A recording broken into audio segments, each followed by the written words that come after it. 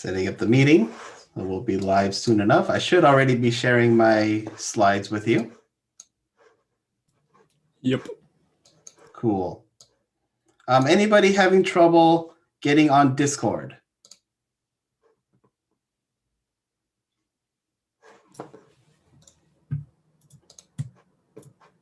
Judging by the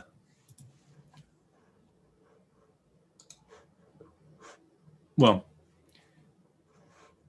I see some people have as many as 5 attempts to join. So if they were going through anything like my issues I had trying to join.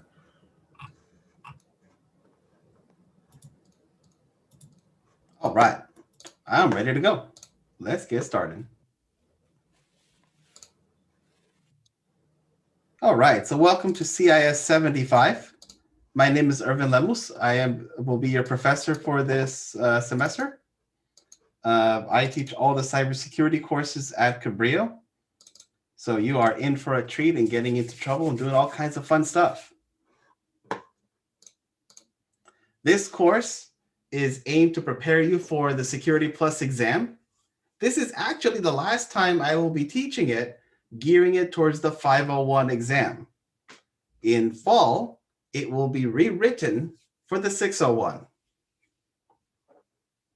So I would highly recommend that you get certified using the content that we're going to go over before it completely goes away and becomes the 601.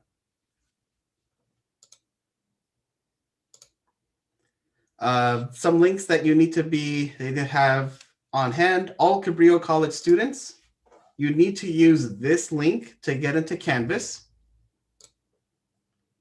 For everybody else, go to my infosecirvin.info/class. Discord is important. That is where everybody will collaborate with one another, just like you were collaborating about the meeting time while I was sorting it out with the college. It is highly, I don't want to say required, but basically required for you guys to collaborate on Discord because all your participation points come from there. And all the recordings will be posted on YouTube. You can watch them there. I am putting them in playlists for you so that you can go back and watch them if you miss one of these sessions. The good thing is attendance is not mandatory. So if you miss, you can always just go back and watch the recording. The class is structured as follows. It'll be pretty much the same thing for the entire course. First and foremost are the lecture notes. Everything that I'll say during the lectures has already been written down into those places. It makes life easy for me because it's one place to see all my notes. It's also great for you guys because you can go back and read anything that I may have gone a little too fast or maybe didn't explain. Like it's all there. All my speaking notes are there available for you. Then you have your assignments that are required to do. All the module assignment submissions and the module quizzes are expected for you to complete every week.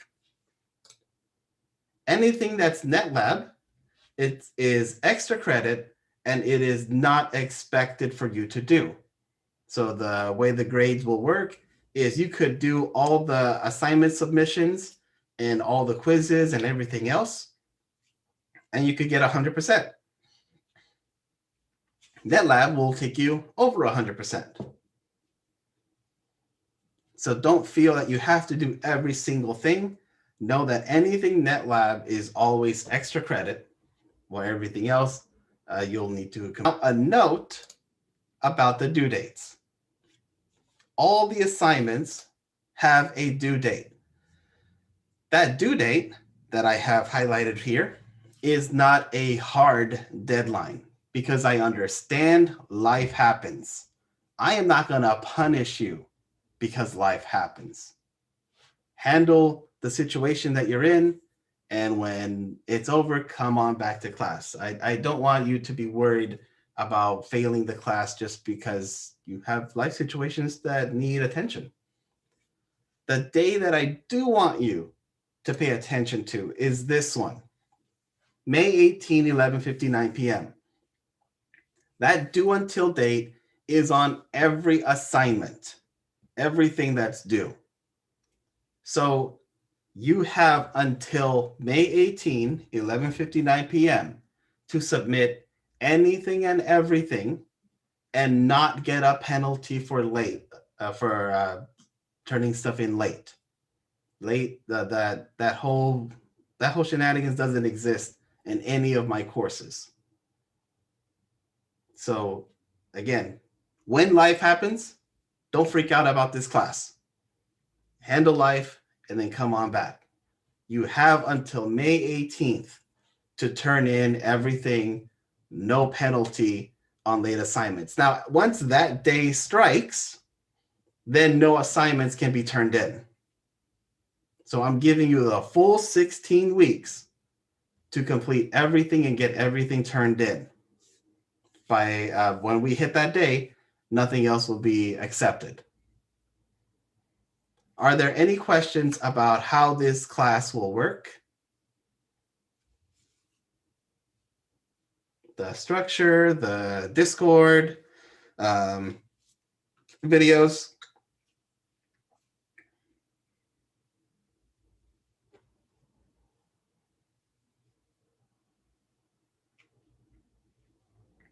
Looking at my Zoom chat, looking at Discord, looking at YouTube. I see silence, so okie doke. So we'll stop this recording. We'll make this into a video, and this will be the first in the series of the playlist.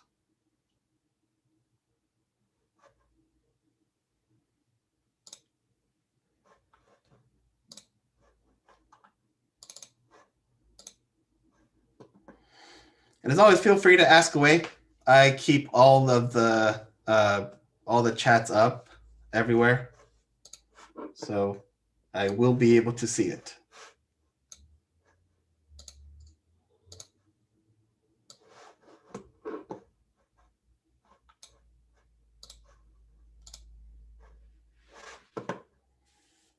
That's uploading. CIS 75 orientation and not made for kids. New playlist, CIS 75.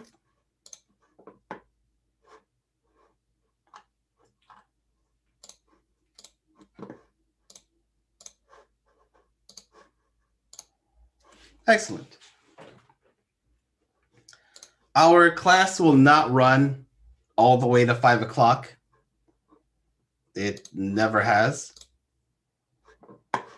We tend to be done within an hour.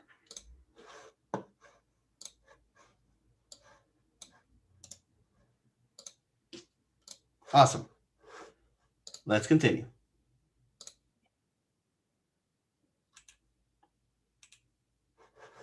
All right, so let's go with module 1.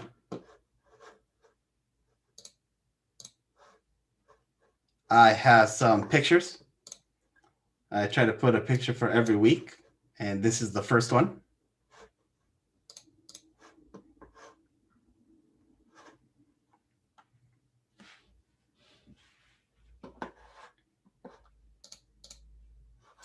All right, so first question.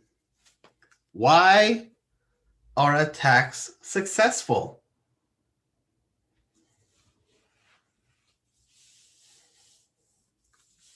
Attacks can be successful for example, widespread vulnerabilities.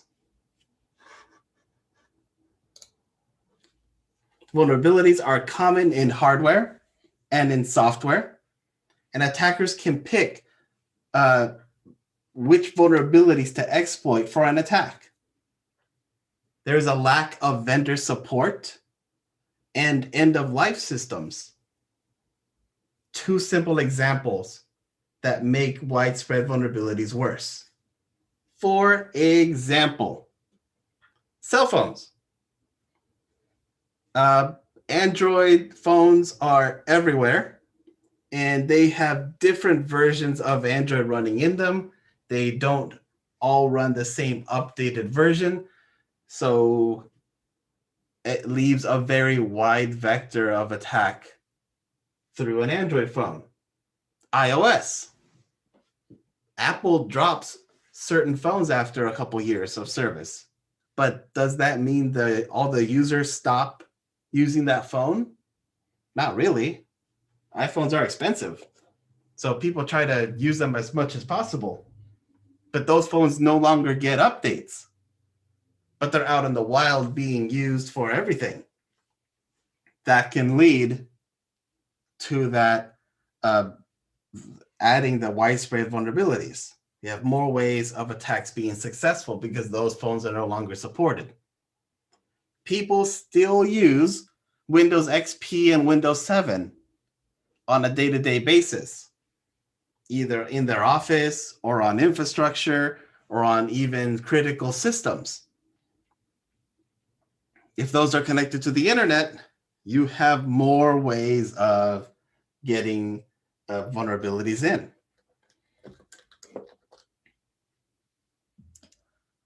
Another reason for successful attacks are configuration issues. Hardware and software that doesn't have security features are often not properly configured. Almost all devices have default configurations. These are intended by the manufacturer to be changed by the user, but more often than not, they're just left in place. A lot of them have weak configurations with limited security choices. Misconfigurations allow devices to be compromised. Improperly configured accounts tend to provide the entryway for an attack. Let me ask you now, have you looked at your router settings? Have you spent time seeing what is there? If when you got your router from AT&T or Verizon or Xfinity or whatever, they just set it up and you connected your stuff and moved on, that's one of the ways that these attacks occur through, because nobody went back to review the settings, nobody went back to adjust, so it left the door wide open. Another reason for successful attack is poorly designed software. Successful attacks are often the result of architecture or design weaknesses, such as improper input handling, improper error handling, or even race conditions.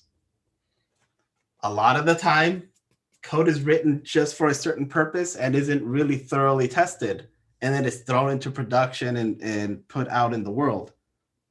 That is another way that attackers leverage those misconfigurations, those improperly built software, and get into systems.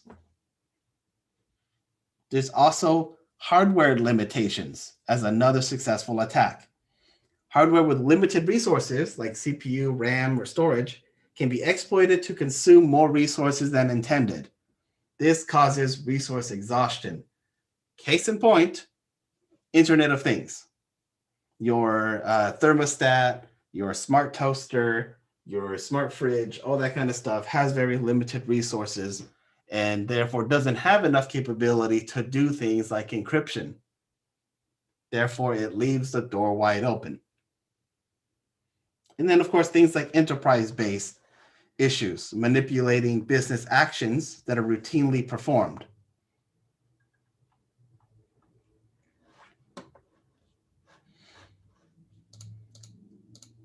So the difficulties in defending against attacks. You have a lot of universally connected devices. Virtually every technology device is now connected to the internet. There's an increased speed of attacks. There's greater sophistication of these attacks. Tools have made attacks very simple to execute. There's faster detection for vulnerabilities like 0 days, ones that have no fix. There are weak security update distributions, like with Android, for example, or Apple with old phones. There's distributed attacks using millions of devices in order to launch attacks. There's the high use, especially right now, the high use of personal devices and user configuration, which to me is the worst of them all because you can't necessarily control things like people finding 0 days, and you can't necessarily control people creating tools that simplify attacks, but you can do something about user configuration. And if you're not doing something about it, then there's your big problem. In this course, this is the defining principle. The higher security goes, the lower convenience becomes. Thus, the reverse is true. If something is much more convenient, its security is less.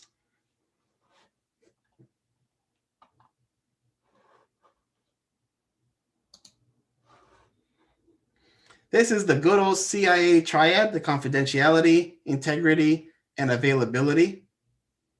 The big three, they used to be the way to explain security, as confidentiality being only authorized parties may view the information, integrity, information is correct and unaltered, and availability, information is accessible to the authorized users. But things aren't so black and white because things are layered, because there's a lot of other vendors, a lot of new technology. So it's getting pretty crazy to something like this, where you have the products that form security around the data, like door locks to network security equipment. You have the people who implement and properly use security products to protect data, and policies established by enterprise to ensure people correctly use the products. You also have more terms that you'll need to be familiar with, like asset. Every item has a value, from a laptop to a vehicle to data. There's the threat, the type of action that has the potential to cause harm, like stealing or destroying. The threat actor is the person who carries out that threat, like a person or a cat or a tornado. The vulnerability is a flaw or weakness that allows a threat agent to bypass security, for example, leaving a door open or leaving an open port. The threat vector, the means by which an attack can occur, for example, climbing through a hole in a fence or logging in with weak credentials.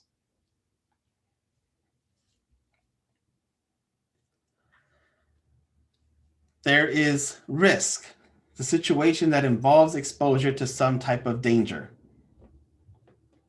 Our entire existence as cybersecurity professionals revolves around risk. We will either do one of four things. We'll either accept the risk. For example, the front door of our office will remain open during business hours. The risk is if somebody wants to storm in, they will be able to because the door is unlocked. There is transfer of risk. We will purchase insurance to cover the cost. There is avoidance. For example, not updating to the latest operating system because we know it has flaws. And mitigation, installing firewalls, secure passwords, two-factor authentication, door locks, all that kind of stuff.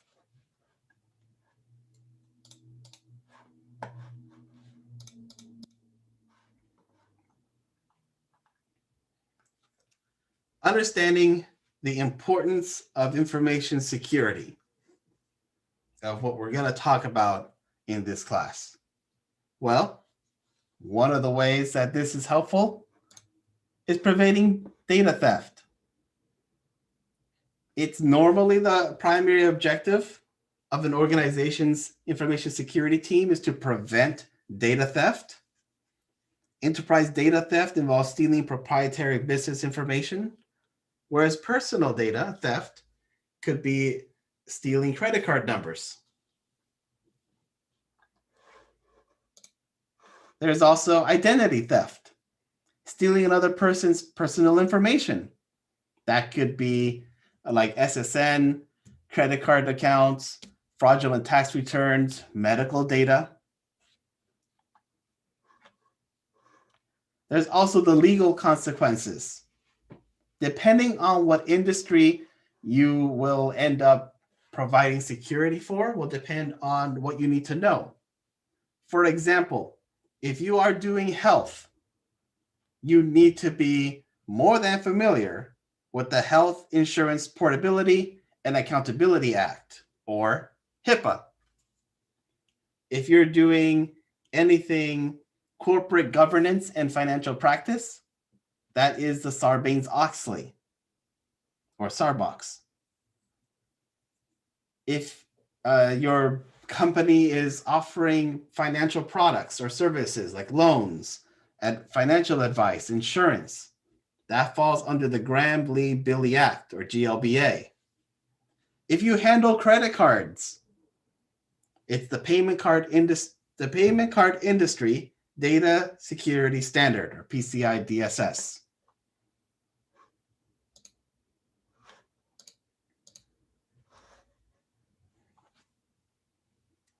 Maintaining security is important in maintaining productivity. The amount of time that is spent taking systems down hurts the bottom dollar. And that our companies do not like. For example, if a company is 100 employees strong and the average salary is $25, and there is one employee hired to combat any attacks, it'll take them about 48 hours to stop that attack and clean it up. That means lost salaries is $4,000, and they will lose 81 hours of productivity. The more employees you have, the more possible salaries are lost when things have to be taken down. And that's just not good that's just not good from the company perspective.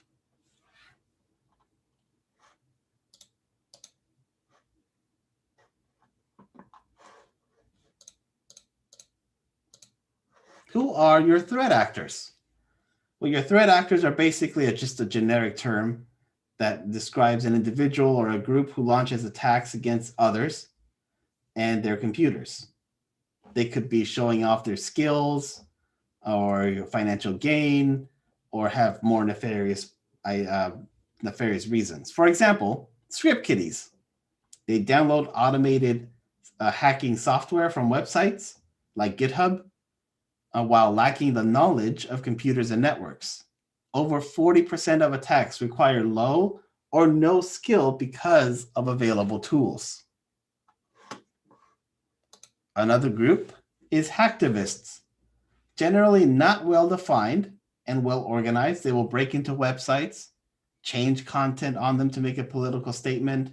They could be acting retaliatory, like disabling a website. They are known to support a wide variety of causes. They don't really show particular allegiance with those who oppose them. You have nation-state actors targeting foreign governments or even citizens of foreign governments who are considered hostile and threatening. They are well-resourced and highly trained and use advanced persistent threats against their targets. And the one group that I personally feel are the worst the insiders, because they are authorized to access information. They are legitimate users of our networks, legitimate users of the data we protect. How do you know? How can you detect when somebody who's supposed to be trusted, an employee, a coworker, becomes an insider threat?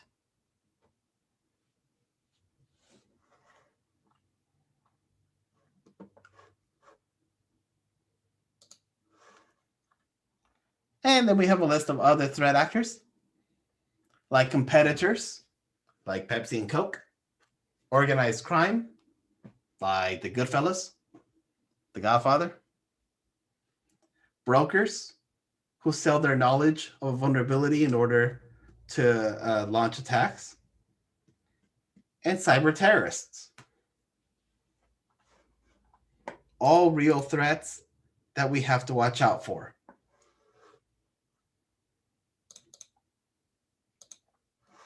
Lastly, we'll talk about defending against attacks, with the first one being layering. Information security must be created in layers, since a single defense mechanism may be easy to circumvent, making it unlikely that an attacker can break through all defense layers. This is also called defense in depth, which can be useful in resisting a variety of attacks and provide the most comprehensive protection. You have diversity. Having multiple devices from different vendors will allow you to not become fully vulnerable to a single attack. There have been a number of times when, for example, Cisco Systems has a vulnerability out for all their devices, like a built-in root password or other vulnerability. If you are an entire Cisco shop, you are completely vulnerable.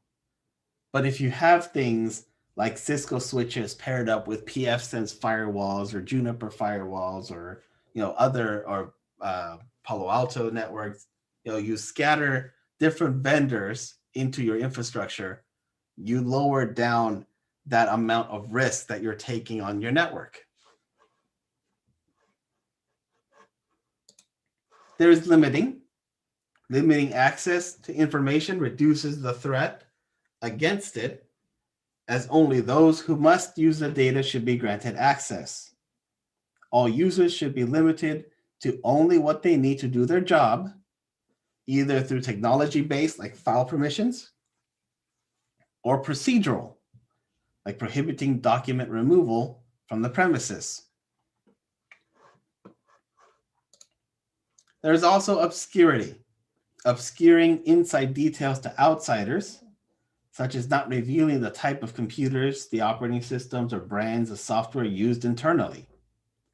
This will make it difficult for an attacker to know what devices exist if details are unknown. There are a number of industry frameworks that we'll talk about throughout the semester that you can implement, not only on your home network, but on your business network, lab networks, and so on. So we'll dive into, for example, the financial industry has certain guidelines. Health has certain guidelines that must be followed. So we'll talk about them as we go on through the course. Are there any questions on the content?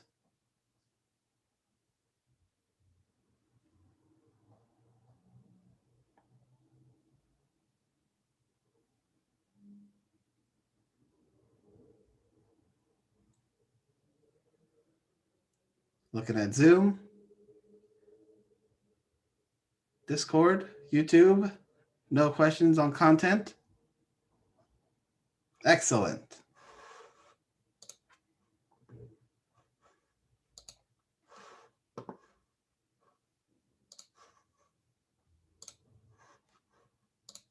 So this week, what you will do is join the Google Cloud Platform. And I have a set of instructions for you. I suggest using a Google account that is not your primary Google account to log in. Create a dummy account and then jump into the Google Cloud Platform, where you'll go through a few steps to get ready to create virtual machines. And then you'll create a Windows VM and a Linux VM. This is really to get your feet wet, to help you get started in building out your lab infrastructure for the semester. There is also a review quiz on the content we just covered. And like I said in the orientation, these NetLab activities are all extra credit and not required to be done. I am waiting on Google to provide me with the credits for you. So you can start creating your account and you should be able to create Linux machines. I'm pretty sure Windows, you have to have the credits in order to use. So I would just hang on tight. I should get those credits soon enough, and then we'll be able to create Windows VMs and go from there. Are there any questions on this week's work or this week's assignments?